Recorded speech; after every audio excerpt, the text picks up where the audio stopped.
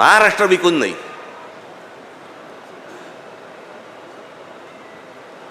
आज बाहेरच्या राज्यांमध्ये आपल्याबद्दलची काय बोलले जातं माहिती,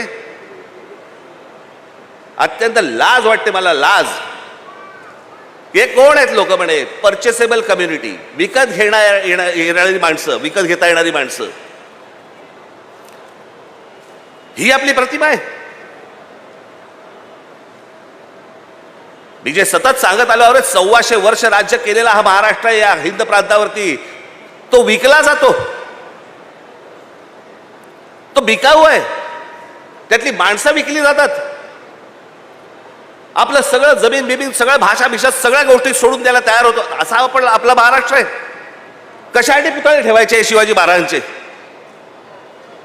डेकोरेशन म्हणून. या गोष्टी शिकवल्या या माणसाने आम्हाला. म्हणजे फारसी शब्द या महाराष्ट्रामध्ये असू नये याच्यासाठी स्वतःचा राजशब्द कोश काढणारा हा माणूस, ज्याने तुम्ही मराठीत बोललं पाहिजे म्हणून सांगितलं, त्या महाराष्ट्रामध्ये आम्ही आमची भाषा विसरतोय, आमच्या जमिनी घालवतोय, आमचं सत्व घालवतोय, आमचा स्वाभिमान घालवतोय. एक बाबासाहेब पुरंदरेचं एक फार छान वाक्य होतं, ज्यावेळेला स्वाभिमान शून्य माणसं ज्यावेळेला होतात ना, त्याला उरतात फक्त जिवंत प्रेत. तुम्ही जिवंत प्रेतांसारखे असता कामा नाहीत. हा महाराष्ट्र आहे, देशाला दिशा देणारा महाराष्ट्र आहे. त्याची स्वतःची दशा होता कामा नये. तुम्ही जिवंत असलं पाहिजेत, तुम्ही मोठे झाले पाहिजेत, पण महाराष्ट्र विकून नाही मोठे होता कामा तुम्ही. इतरांच्या आहारी जाऊन नुसत्या फक्त जमिनी देऊन टाकायच्या, दुसरे उद्योग येत आहेत, बाहेरची माणसं येत आहेत. इथे महाराष्ट्रावरती तुम्ही बोलत असता की बिहारांच्या विरोधात आणि उत्तर प्रदेशांच्या विरोधात. अहो, गुजरातमध्ये आता दोनदा झालं, दोनदा. मी त्याशी म्हटलं ना, दोनदा बिहारांना हाकलून दिले. पहिल्या वेळेला 20,000 लोकांना हाकलून दिले. 20,000 लोक. कोणी ते आंदोलन केलं होतं, तो काय नाव त्याचं, आमदार अल्पेश ठाकूर. त्याने आंदोलन केलं गुजरातमध्ये. बातम्या नाहीत. बिहारी लोकांना हाकलून दिले, जवळपास 20,000 लोकांना हाकलून दिले.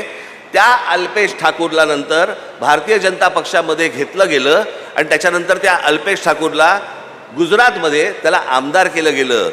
म्हणजे 20,000 बिहारांना हाकलून देणाऱ्या माणसाला गुजरातमध्ये जर समजा सत्कार होतो, मग जेव्हा राज ठाकरे बोलतो तो संकुचित देशद्रोही कसा असतो?